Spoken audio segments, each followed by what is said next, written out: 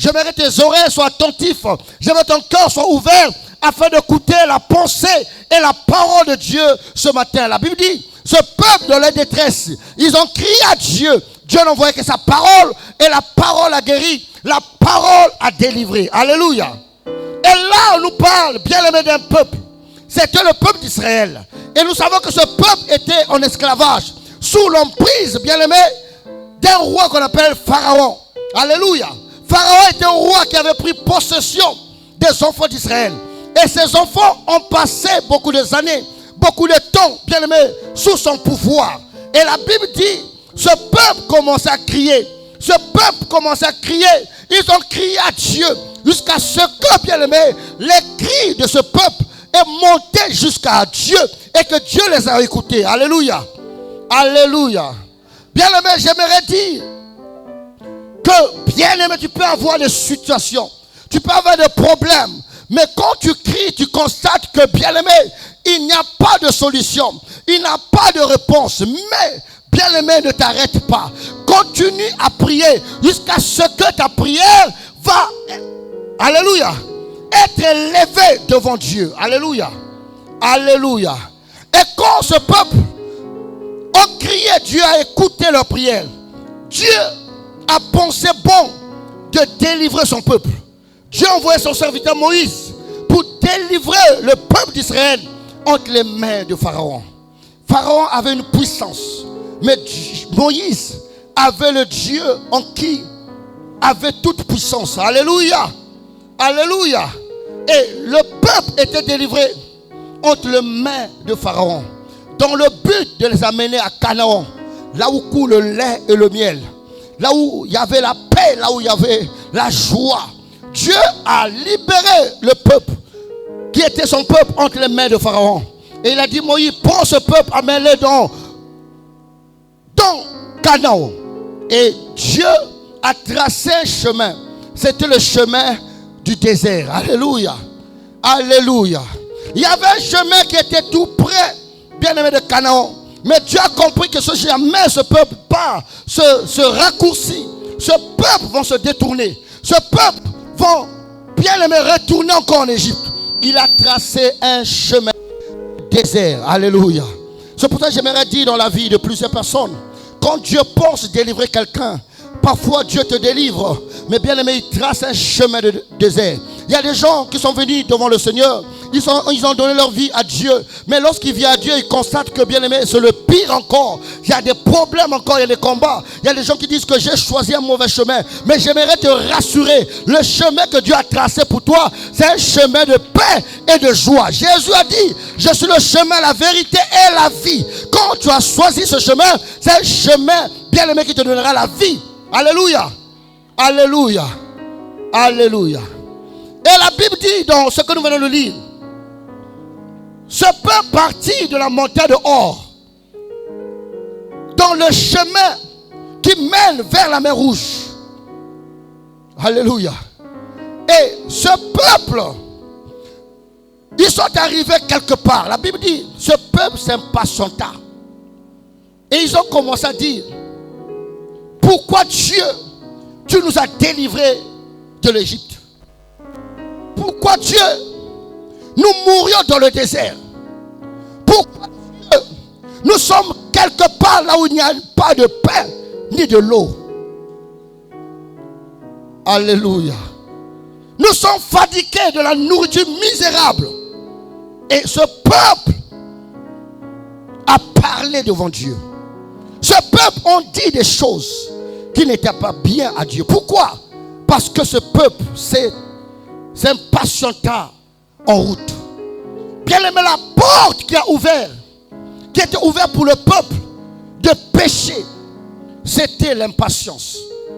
Alléluia. La Bible dit, ils s'impatientent en route et ils ont commencé à parler. Ils ont commencé à dire à Dieu. Ils étaient en colère contre Dieu, contre Moïse. Pourquoi nous avez-vous fait monter l'Égypte?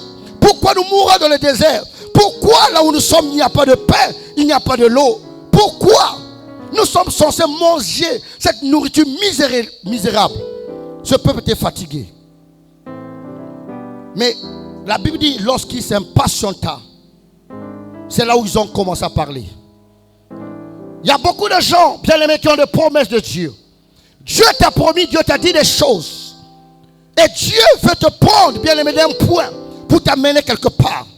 Mais lorsque beaucoup de gens commencent ce chemin avec Dieu, ils constatent qu'il y a des combats. Ils constatent qu'il y a des difficultés. Ils constatent beaucoup de choses. Mais la chose qui fait que la porte soit ouverte dans la vie des gens, c'est l'impatience. Alléluia. Alléluia. La Bible dit, ce peuple s'impatiente en route. Ils ont commencé à parler. L'impatience est une porte qui t'amène vers le péché, qui t'amène, bien aimé, à dire des choses contraires à la volonté de Dieu. Et lorsqu'on parle de l'impatience, c'est l'incapacité de persévérer, l'incapacité, bien aimé, de supporter, l'incapacité d'attendre quelque chose ou quelqu'un. Ce peuple était fatigué d'attendre ce que Dieu leur avait promis. Ce peuple était fatigué de persévérer jusque là où Dieu veut que ce peuple y arrive. Ils étaient fatigués. Ils étaient impatients. Et l'impatience a ouvert une porte. Il y a beaucoup de gens aujourd'hui, ils ont commencé avec Jésus. On t'a prêché Jésus, tu as accepté. Tu as donné ta vie à Jésus, tu as demandé ta vie pour suivre Jésus. Mais quand tu commences à suivre Jésus, tu constates, il y a des problèmes, il y a des combats qui se lèvent encore plus que même avant que tu pries. Il y a des gens qui s'impatientent. L'impatience est une porte, j'ai dit, qui t'amène vers le péché, qui t'amène d'être loin de Dieu. L'impatience. Et j'ai dit l'impatience, c'est l'incapacité de persévérer, de supporter, d'attendre quelqu'un ou quelque chose. Beaucoup de gens sont impatients. Alléluia. Parce qu'ils attendent pendant des années. Ils voient qu'il n'y a pas de solution. Il n'y a pas de réponse à leur vie. Vous savez, la porte, c'est quelque chose qui te permet d'entrer quelque part. Alléluia. Tu peux rentrer dans une porte, tu te retrouves dans une chambre. Tu peux rentrer dans une porte, tu te retrouves au salon. Tu peux rentrer dans une porte, tu te retrouves dans une société. La porte, c'est une chose qui te fait rentrer. Et la porte qui a fait que le peuple d'Israël soit loin de Dieu, c'était l'impatience. Et lorsque ce peuple s'impatienta en route, ils ont commencé à dire, Seigneur, pourquoi nous avez-vous fait monter de l'Égypte pour mourir, pour souffrir? Pourquoi là où nous sommes, il n'y a pas de l'eau, il n'y a pas de pain? Nous sommes fatigués de cette nourriture misérable. Et quand ce peuple disait ces choses, l'impatience leur a mené à pécher devant Dieu. Et beaucoup de gens, lorsqu'ils sont impatients, ça leur mène à pécher. Ça veut dire, tu attends une promesse. Dieu te dit, Dieu t'avait dit que je te bénirai, je ferai ceci dans ta vie. Et quand tu attends 1 an, 2 ans, 3 ans, il n'y a pas de réponse. Bien aimé, tu commences à pécher, à faire selon ta volonté, selon toi-même, au lieu d'attendre ce que Dieu t'avait dit. Et quand ce peuple s'impatienta, ils ont commencé à dire des choses contraires devant Dieu. La Bible dit que Dieu envoya des serpents brûlants qui commençaient à mordre le peuple d'Israël. Parce que ce peuple avait péché. Les serpents commençaient à mordre. Et la Bible dit que parmi les enfants d'Israël, il y a eu beaucoup de gens qui sont morts à cause des venin. Vous savez, le serpent, quand le serpent se mord, bien aimé, le venin rentre dans ton corps. Alléluia. Circule dans ton sang. Et le but du venin, c'est de te tuer. Alléluia. Et le peuple était victime parce qu'il y avait des serpents brûlants qui étaient parmi eux, qui piquaient, qui mordaient, bien aimé, toute personne, que tu sois un enfant, une grande personne. Il y avait des morsures dans les corps des enfants d'Israël. Et beaucoup de gens sont tombés ce jour-là. Pourquoi? Parce qu'ils avaient péché. Parce qu'ils avaient dit des choses contraires à la pensée de Dieu, à la volonté de Dieu. Alléluia. Il y a eu des pleurs partout. Les gens commencent à pleurer. Les gens commencent à se lamenter parce que les serpents étaient là tout autour d'eux. Mais le peuple a compris quelque chose. Le peuple a compris quelque chose. Ils ont dit, nous avons péché contre Dieu. Nous avons péché contre son serviteur. Allons-y demander pardon. Aujourd'hui, il y a des gens. Aujourd'hui, quand ils pêchent, il n'est pas reconnaissant de ce péché. Quand il commet, il n'est pas conscient qu'il a commis un péché. Mais ce peuple était reconnaissant. Ils ont su que Nous avons trébuché, nous avons fauché, nous avons fait des choses qui sont contraires à Dieu, qui sont contraires à sa parole. Et Dieu est en colère contre nous.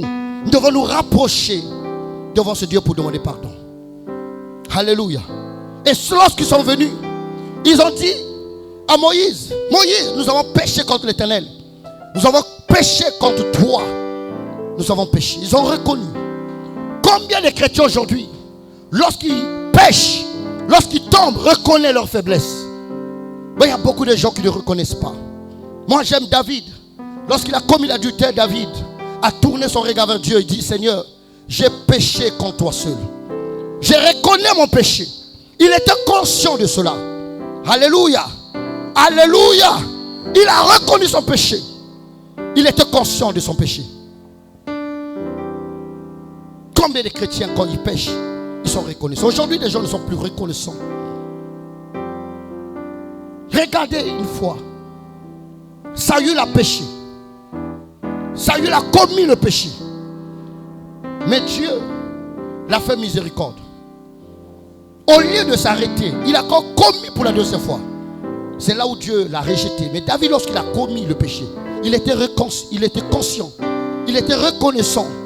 Et la Bible dit aucune fois encore David a péché. Mais aujourd'hui, nous voyons dans nos églises, les gens pêchent. Ça fait 10 ans, tu pêches. Tu demandes pardon, tu pêches. Tu ne changes pas. Parce que la nature du péché est liée avec ton âme. Ce peuple, ils l'ont reconnu. Ils sont venus dire à Moïse, prie l'Éternel pour nous. Parce que nous avons péché contre l'Éternel. Nous avons péché contre Dieu. Alléluia. Alléluia. Et Moïse a compris que la seule chose qui peut le libérer, qui peut le délivrer de cette situation, c'était la prière. Le peuple a compris. C'est la prière et Dieu qui est capable.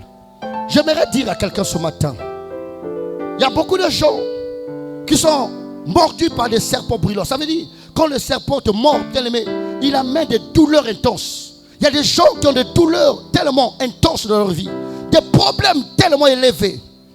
Alléluia. Mais l'origine de cela, c'est un péché que tu as commis. Alléluia. La Bible dit dans Romains 3, 23, tous en péché sont privés de la gloire de Dieu.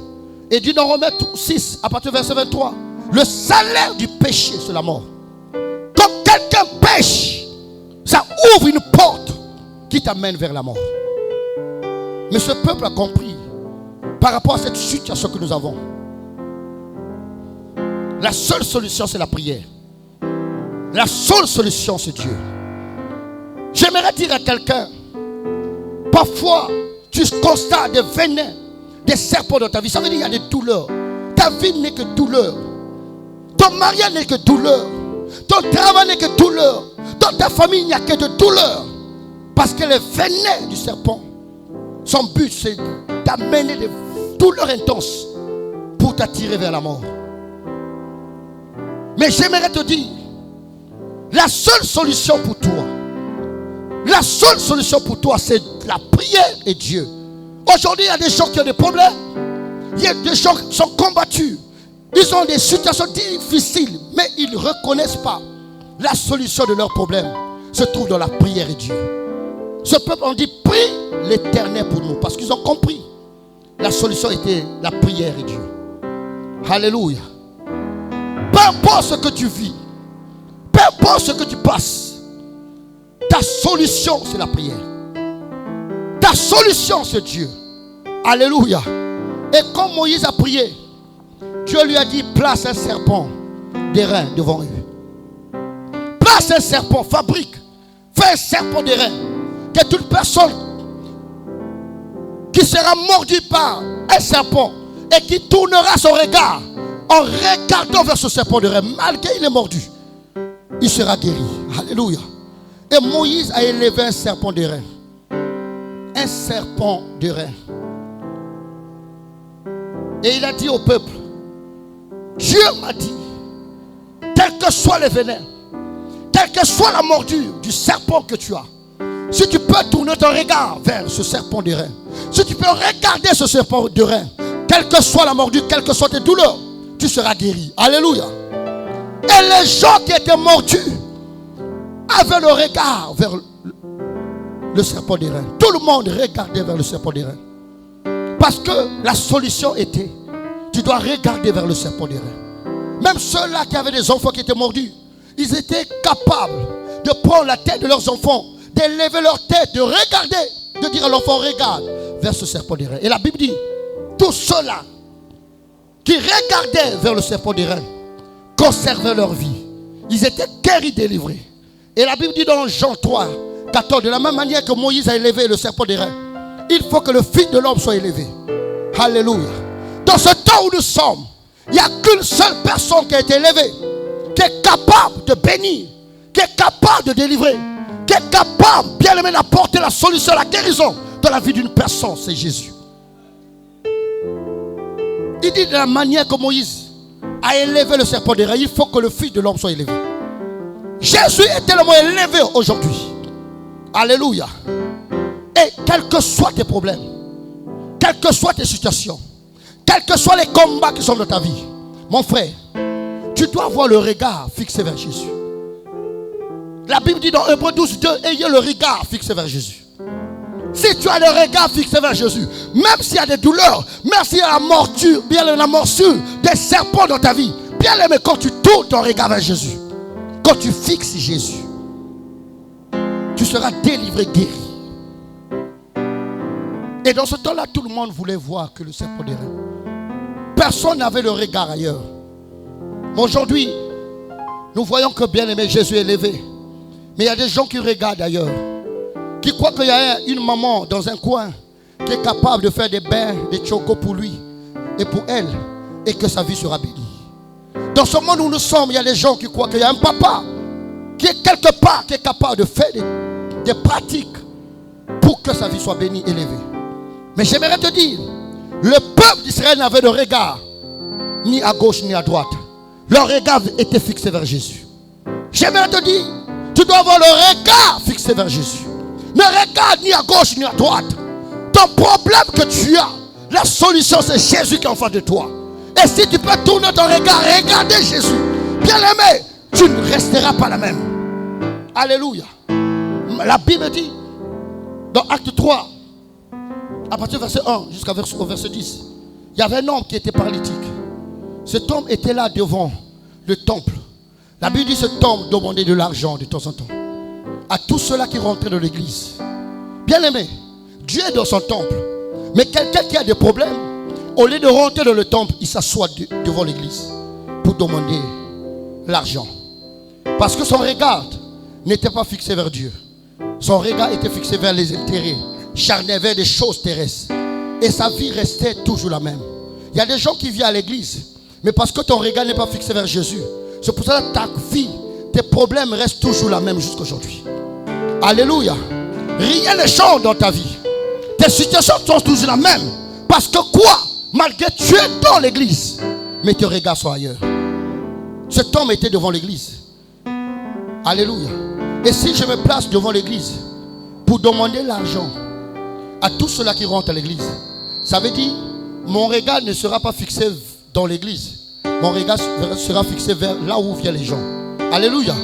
Donc ça veut dire que je vais tourner mon dos vers l'église et regarder ceux-là qui rentrent en face et de leur demander l'argent. Cet homme n'avait pas le regard fixé vers Dieu. Dieu était dans son temple, mais son regard était fixé vers les choses de ce monde. Il y a des gens, malgré qu'ils sont dans l'église, mais ils n'ont pas le regard fixé vers Jésus. Leur regard est fixé seulement sur les choses de ce monde, sur les intérêts, sur des choses charnelles. Bien aimé qui va finir. Cet homme était là. Il demandait de l'argent pendant des années. Mais sa vie était toujours la même. Sa situation était toujours la même. Rien ne changeait dans sa vie. Alléluia. Jusqu'à ce que ce jour-là, la Bible dit qu'il y avait deux hommes. C'était Jean et Pierre qui montaient pour aller prier. Parce que ces deux personnes avaient compris l'importance de la prière. Il y a des gens jusqu'à aujourd'hui, ils n'ont pas encore compris l'importance de la prière. Alléluia. Alléluia. Tu n'as pas encore compris l'importance de la prière. Il dit Jean et Pierre montaient pendant le jour de la prière pour aller prier.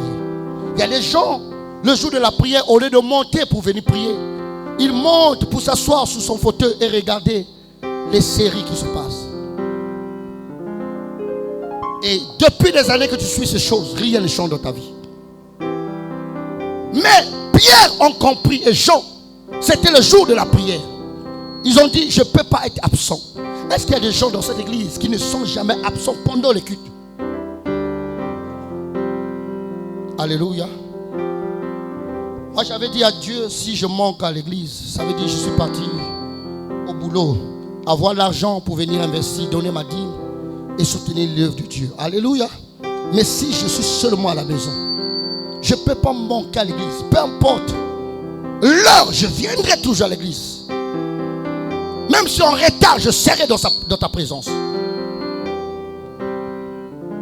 Parce que j'ai compris l'importance de la prière. Qu'est-ce que la prière est capable de faire dans la vie de quelqu'un? C'est pour ça que ce peuple, lorsqu'ils ont vu les venins, les serpents brûlants, mordre leurs enfants, ils ont dit, Moïse, prie l'Éternel. Ils ont compris l'importance de la prière. Mon frère, ma soeur, tu dois comprendre l'importance de la prière. Celui qui comprend l'importance de la prière, c'est parler avec ton Dieu. Si tu aimes ton Dieu, tu parleras avec lui. Alléluia. Je parle à ceux-là qui sont passés dans ces moments que j'appelle la folie d'amour. Bien aimé, quand tu aimes, tu ne peux pas faire toute une journée sans voir la personne que tu aimes. Alléluia. Tu vas l'appeler le matin, tu l'appelleras à 8h, tu l'appelleras à 10h, tu l'appelleras à tout moment. Même à 1h du matin, tu dors, tu te réveilles, tu prends le téléphone, tu l'appelles. Parce que tu as besoin d'être toujours, d'écouter sa voix. Si tu aimes ton Dieu, tu ne peux pas s'absenter pendant 2 jours, 3 jours. Tout un mois, tu n'es pas dans la présence de Dieu. C'est pour cela, bien aimé, beaucoup de gens n'aiment pas Dieu. Nous disons que nous aimons Dieu, nous ne l'aimons pas. Ton petit copain là que tu n'arrives pas à abandonner, tu ne peux pas faire un mois. Vous aurez des problèmes. Même quand il faut seulement toute une journée sans t'appeler, tu es en colère. Tu dis, tu étais où? Pourquoi tu ne m'as pas appelé? Tout un jour seulement, tu n'arrives pas à supporter. Est-ce que je parle aux enfants? Regardez-moi, je parle des choses que je connais. Je suis passé par beaucoup d'expériences. Alléluia. Alléluia.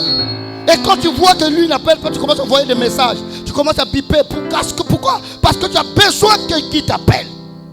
Et même s'il tarde de t'appeler, quand il t'appelle là, tu seras en colère. Pourquoi je t'ai envoyé? Tu étais où? Tu vas poser des questions. Parce que tu l'aimes. Tu aimes la personne. À plus forte raison, si tu aimais Jésus, comment tu peux faire tout un mois, tu ne causes pas avec Jésus? Parce que la prière, c'est une causerie entre toi et ton Dieu. Comment quelqu'un tu aimes, tu fais un mois, tu ne viens pas causer avec lui? Alléluia. Alléluia. C'est pour ça que dans nos églises, nous voyons des chaises vides comme ça. Parfois, je me dis, où sont partis ces gens-là?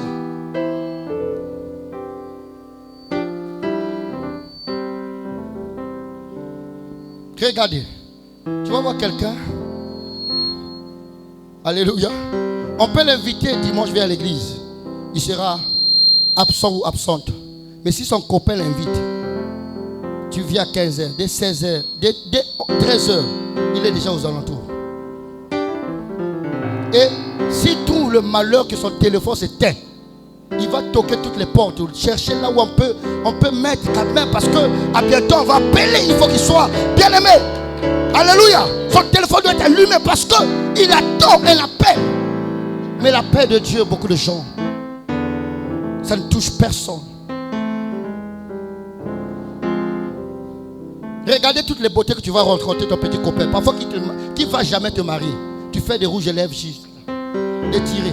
Mais pour venir vous rencontrer, il y a des gens qui viennent vaille. Ils posent seulement la gomme, ils viennent à Dieu. Regarde, on est dans l'église. Bien aimé. Celui qui t'invite, il est le roi des rois. Alléluia. C'est le vrai époux. Alléluia. Nous sommes l'époux de Christ. Et tu viens à Dieu. Vaille. Boudiki. Et pour aller rencontrer ton petit copain qui ne va même pas te marier, tu t'habilles bien. Parce que nous ne comprenons pas les choses de Dieu. C'est pour ça que dans cette église, même si tu as seulement 2 habits, lave ça, repasse, viens. Dimanche encore, lave seulement les mêmes habits, viens. Mets toutes les beautés. Mets-toi bien, conforme comme un enfant de Dieu, comme une princesse de Dieu, comme un prince de Dieu. Habille-toi bien pour venir à l'église. C'est les chrétiens qui ont des habits. Ça va sortir. Il y a qui veut sortir. Hein? Tu es toujours dans ta maison. Ah, non. Corrigez-moi. Il y a une coup qui va sortir. Bon, quand tu as quitté ta maison, tu es venu ici. Ce n'est pas une sortie. Tu es toujours dans ta maison. Parce que sortir, c'est un mouvement qui t'amène vers l'extérieur. Alléluia. Tu n'es pas dans ta maison, tu es dans la maison de Dieu. Jésus t'a invité. Comment tu peux venir dans une invitation de Jésus comme ça? Non. Mais tu sais pas, en venant parfois, c'est là où tu vas croiser ton Boaz. En chemin, tu croiseras l'homme de ta vie. Tu ne sais même pas. Une fois, j'ai regardé une fille, l'une de mes filles, elle vient dimanche avec Maboko. J'ai regardé d'abord. J'ai supporté 2 fois Maboko. J'ai dit, je joue que tu viennes encore. Je vais te chasser. Toi-même, tu es célibataire. Tu pries, Seigneur. Papa, prie pour moi pour que je me marie. Mais je fais des prières. Toi-même, tu n'attires même pas. L'homme est attiré par rapport à ce qu'il voit. La femme est attirée par rapport à ce qu'elle écoute. Est-ce que je parle aux enfants de Dieu? L'homme est attiré par rapport à ce qu'il voit. Si tu n'es pas capable d'attirer les yeux d'un homme, tu n'auras pas le mariage. La femme est attirée par rapport à ce qu'on dit.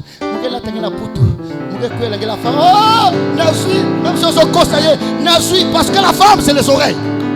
Alléluia. C'est pour ça que beaucoup de femmes ont le temps. Parce que les vrais hommes savent que la femme, c'est les oreilles. Il te dit des choses qu'il lui-même ne peut pas faire.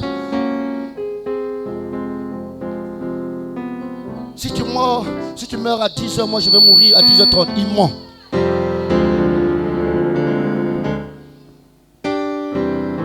Alléluia. Mais comme les femmes, c'est les oreilles.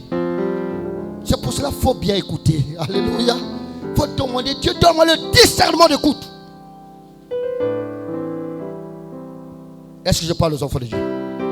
Je l'ai dit, tu dois changer ton aspect quand tu viens devant Dieu. C'est très important. Alléluia. Parce que c'est Dieu qui nous invite. C'est une invitation. Venir à l'église, c'est une invitation. Celui qui t'invite n'est pas n'importe qui. Une fois, on était invité dans une réunion. Et quand on est arrivé, on a dit tenue de ville exigée. Amen. On dit, on reconnaît que tu es pasteur, mais tu es venu comme ça. Avec toute ton onction, tu ne rentres pas. Les gens repartaient, ceux-là qui n'étaient pas prêts, et revenir encore. Mais combien de fois nous venons rencontrer Dieu? Comment nous nous préparons? Physiquement, spirituellement. L'état de ton cœur, comment tu t'es préparé? Très important. Ne t'arrête pas seulement sur ta beauté. Et la beauté intérieure aussi existe. Regarde sur ton cœur. Est-ce que ton cœur est pur? La Bible dit, heureux ceux-là qui ont le cœur pur, car ils verront Dieu. Comment l'état de ton cœur? Cet homme était là, il demandait de l'argent pour ceux-là qui rentraient. Et moi, quand j'ai lu la Bible, j'étais en colère comme cet homme. Moi, si j'ai des problèmes, je ne peux pas venir m'asseoir devant l'église et demander l'argent. Parce que ceux-là qui viennent à l'église, en réalité, ils ne viennent pas avec leur argent. Ils laissent leur argent à la maison, dans leur banque. Et quand même quelqu'un vient avec 500, il s'arrange de s'asseoir quelque part, d'acheter des beignets à 200, plus le tangawis à 100 francs. Il doit finir son argent. Amen. Et avant de rentrer, il va acheter encore le calaba. Alléluia. Et après, il va se rendre compte qu'il doit rester avec 25 et venir donner à Dieu.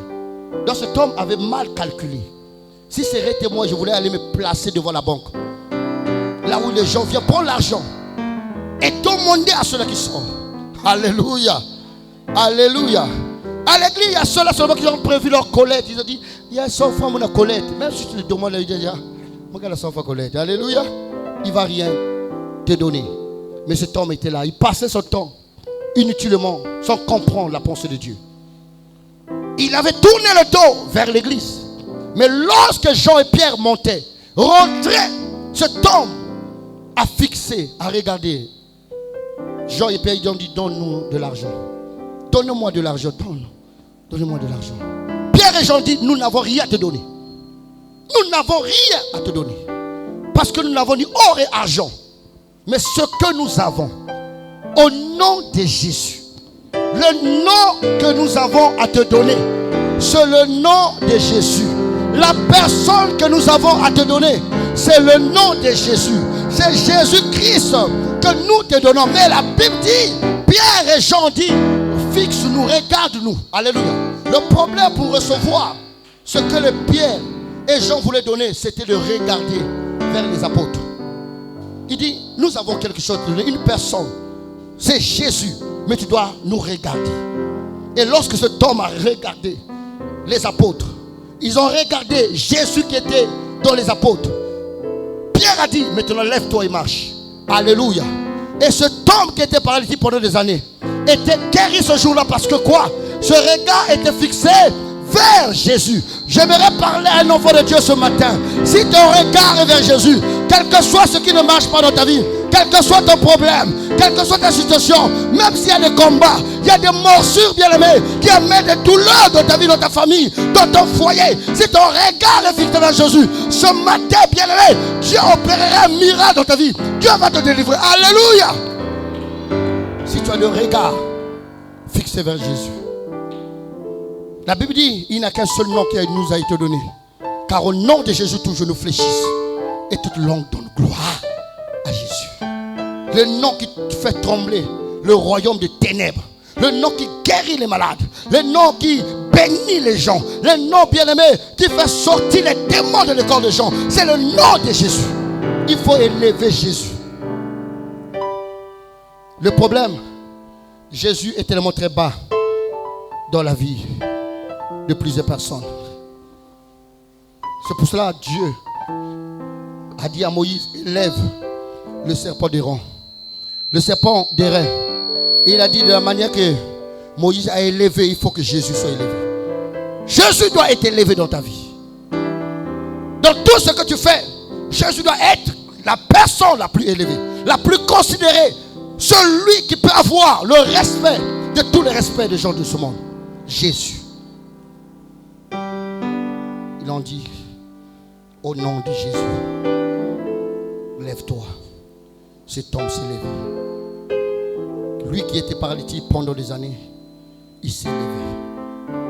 Parce que la seule personne qui est capable de te bénir, de changer ta vie, ce n'est pas ton grand-père, ce n'est pas ta grande soeur, ce n'est ni ton père ni ta mère, mais c'est Jésus.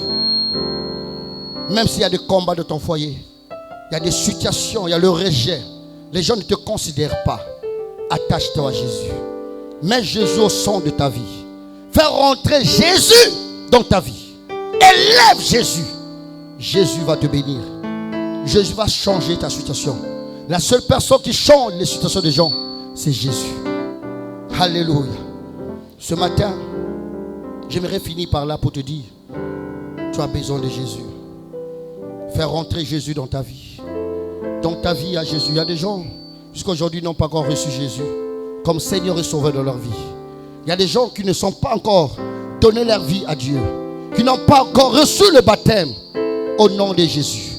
Le temps t'est donné, bien aimé, de te tourner vers lui, de prendre la décision de dire, Seigneur, j'ai compris, ma vie sans toi est inutile, je ne peux rien faire sans toi, rentre dans ma vie, je t'associe, rentre dans ma vie. Alléluia, alléluia.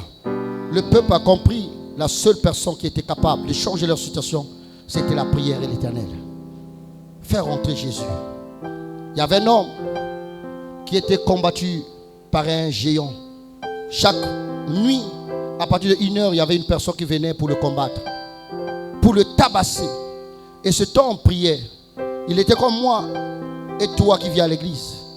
Mais malgré que cet homme priait, mais le géant là ne cessait de venir. Il venait de temps en temps combattre cette personne. Et le matin, cette personne se réveillait, se disait, et pourtant je prie. Pourquoi ce combat ne s'arrête pas? Pourquoi il n'y a pas la délivrance? Il a commencé à prier, Jésus, j'ai besoin de toi. Et après, un jour, à 23h, il voit, il y a quelqu'un qui toque. Et il avait la peur, parce qu'il pensait que c'est cet homme-là qui vient à 1h, qui est venu commencer à le combattre à 23h. Il hésitait. Il dit, qui es-tu? Et cette personne qui était derrière la porte dit, je suis Jésus. Tu m'as appelé, je veux venir rentrer dans ta maison. Et lorsque il a ouvert la porte, Jésus est rentré. Et Jésus lui a dit, tu m'as appelé, qu'est-ce qui se passe? Il dit, ça fait des années, ça fait 2 mois. Il y a une personne, un géant qui vient me combattre chaque jour. À partir de 1h, il y a cette personne qui vient me combattre. Et lorsqu'il me combat, vraiment, c'est compliqué. C'est compliqué. Ce qui reste, c'est moi la mort, mais je suis tellement tellement abattu dans un niveau tellement que je n'ai même pas, je ne suis même pas capable d'expliquer. Je lui dis, tu m'as invité, je suis dans ta maison. Et je crois que je vais faire quelque chose. Et cette personne avait 10 chambres dans sa maison. Il a pris Jésus, il est parti le mettre dans la 10e chambre, là-bas au coin, qui était tellement loin. Et après, à 1h du matin, cette personne qui venait, le combattre est venu. Et lorsqu'il a toqué, la personne est rentrée dans la maison. Et la personne commençait à le tabasser. Lui criait, Jésus, Jésus, viens. Mais Jésus, là où il était, à la 10e chambre là-bas, n'avait pas la capacité d'écouter.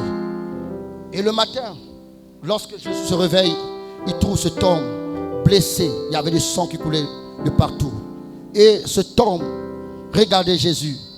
Et Jésus a dit, qu'est-ce qui s'est passé? Il dit, il y a la personne que je t'ai expliqué qui vient de temps en temps à 1h pour venir me tabasser. Moi, je t'appelais, mais tu n'écoutais pas, tu n'es même pas venu. Jésus, pourquoi tu es dans ma maison? Il dit, non, je suis dans ta maison. Mais là où tu m'as placé, je ne suis pas capable d'écouter lorsque tu cries. Alléluia. La personne lui a pris, lui a mis dans la 9e chambre. Et dans la 9e chambre, c'était aussi la même chose. Quand cet homme venait, il criait, Jésus était tellement loin, il ne pouvait pas écouter. Et cet homme lui a dit, mais Jésus, il dit, je suis tellement très loin. Il a mené dans la 2e chambre. Il dit, viens te placer là dans la 2e chambre. Parce que dans ma première chambre, j'ai beaucoup de richesses. J'ai beaucoup de choses que j'ai gardées là-bas. Et Jésus était dans la 2e chambre. Quand cet homme venait, tabasser cet homme criait. Jésus n'avait pas la capacité d'écouter. Cet homme s'est réveillé et dit, Jésus, je ne comprends plus. Quelle est l'importance dans ma maison? Je t'ai appelé pour que tu viennes combattre pour moi. Jésus dit, non, là où je suis, je ne peux rien faire. Donne-moi la première chambre. Cet homme a dit, je ne peux pas te donner parce qu'il y a des richesses, j'ai l'or et l'argent là-bas, je garde mes trésors là-bas. J'ai dit, mais tant mieux. Si tu ne le fais pas, ça te regarde. J'ai encore dormi dans cette maison. Et la même chose, on a tabassé encore cette personne. On a coupé même les oreilles. Et le matin, Jésus lui dit, donne-moi la première chambre. Cet homme s'est dit, j'ai déjà les 2 oreilles coupées. Si je continue peut-être, ce sont les yeux ou les pieds. Il a accepté de donner Jésus la première chambre. Et lorsque Jésus était dans la première chambre, et lorsque cette personne qui venait l'a tabassé chaque 1h du matin, et quand cette personne est venue toquer, au lieu la personne puisse se lever, c'est Jésus qui se lève pour aller combattre cette personne. Et ce jour-là, Jésus a remporté la victoire dans la vie de cet homme. Et pendant ce jour, il y a eu la paix et rentré dans la maison de cet homme. Pourquoi? Parce que cet homme avait donné la première place à Jésus. La Bible dit dans 2 Corinthiens 7:2, donnez-nous une place dans vos cœurs. Tu dois donner une place à Jésus. Tellement Jésus est tellement loin de toi, loin, tu cries, il n'a pas la capacité d'écouter. Approche Jésus de ta vie. Mets Jésus à la première place. Il dit, cherchez premièrement Dieu. Premièrement Dieu. Dieu doit être premier dans tout ce que tu fais. Et quand tu vas crier à Dieu, Dieu viendra. Quand tu as des situations de blocage, de combat, Dieu va se lever parce que tu l'as mis à la place qu'il faut. Mets Jésus à la place qu'il faut. Il y a des gens, Jésus, ils sont dans la cuisine, il est là, loin dans les toilettes là-bas, parce que tu n'as pas l'importance de Jésus. Quand quelqu'un prend et comprend l'importance de Jésus, bien, mais cette personne met tout. Avant de faire quoi que ce soit, il met d'abord Dieu devant. Alléluia. Alléluia. Il place Dieu devant toute sa vie. Tout ce qu'il peut faire, toutes ses décisions, c'est d'abord Dieu. Mets Dieu à la première place. Et tu verras que ta vie ne sera pas la même. Si tu n'as pas encore reçu Jésus, le temps t'est donné de donner ta vie à Jésus. Depuis que tu viens à l'église, tu n'es jamais baptisé. Dieu t'a parlé de donner ta vie. La Bible dit à tous ceux-là qui m'ont reçu, j'ai donné le pouvoir de devenir enfant de Dieu. À tous ceux qui m'ont reçu. Tu as besoin de recevoir Jésus dans ta vie, dans ton cœur, afin que ta vie ne reste pas la même, afin que tu ne demeures pas la même personne. Parce que quand tu auras des problèmes, ce n'est pas toi qui vas te lever, mais c'est Jésus. C'est pour ça qu'il dit que vous garderez le silence. L'Éternel combattra pour vous. Il n'a pas dit à toute personne, il n'a pas dit à tout le monde. Il a dit à une catégorie de personnes qui le respectent, qui marchent avec lui, qui le considèrent. Cette parole n'est pas pour tous les enfants, n'est pas pour tout le monde que vous garderez le silence. L'Éternel lui-même combattra. Ce n'est pas pour tout le monde. Cette parole est pour ceux-là qui comprennent l'importance de Dieu, qui marchent avec Dieu, qui ont donné leur vie, leur cœur à Dieu. Ce sont ces personnes que Dieu se lève. Alléluia. Pour combattre pour eux. Que Dieu te bénisse. Que Dieu te comble ce matin.